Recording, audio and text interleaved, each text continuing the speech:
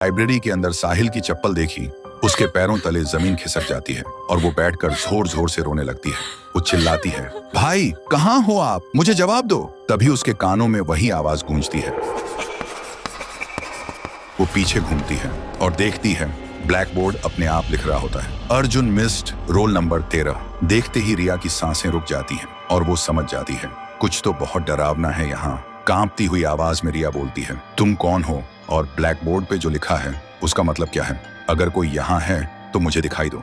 तभी एक अजीब सी आवाज गूंजती है और एक परछाई दिखाई देती है।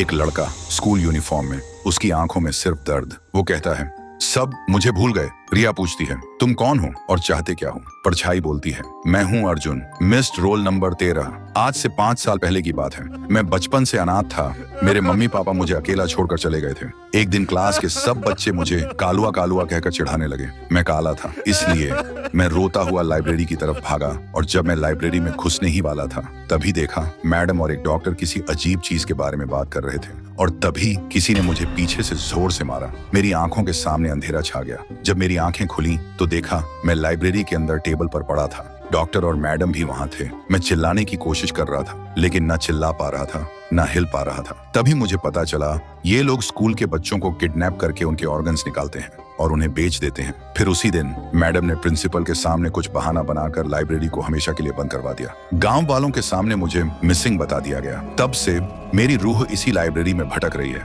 और हर रात 12 बजे घंटी बजाता हूँ, बस इस उम्मीद में कि कोई आए, मेरी कहानी सुने और मुझे इंसाफ दिलाए। रिया की आंखों में आंसू आ जाते हैं। वो बोलती है, मैं तुम्हारा दर्द समझ सकती हूँ, लेकिन मेरे भाई ने क्या किया था? उसे क्यों गायब कर दिया? वो कहाँ है? अर्जुन बोलता है, तुम्हारा भाई बिल्कुल ठीक है। उस दिन जब मैं उसके सामने आया वो डर के मारे बेहोश हो गया था। अब वो तुम्हें लाइब्रेरी के कोने में एक सीक्रेट डोर है, उसके पीछे मिल जाएगा और वहीं मैडम के राज की असली फाइल भी है। अगली सुबह रिया और साहिल गांव के लोगों के सामने आते हैं। साहिल को जिंदा देखकर सब लोग हैरान हो जाते हैं। रिया वो फाइल सबके सामने रखती है जिसमें मैडम का हर काला सच साफ साफ लिखा था। कुछ देर बाद पुलिस आती है और जो भी लोग इस राज के पीछे थे सबको गिरफ्तार कर लेती है और अर्जुन, उसे अब इंसाफ मिल चुका होता है। उसकी रूह धुआं की तरह हवा में गुम हो जाती है। तो दोस्तों, अगर आपको ये कहानी पसंद आई हो और आगे भी ऐसी हॉरर सीरीज चाहिए हो तो कमेंट करो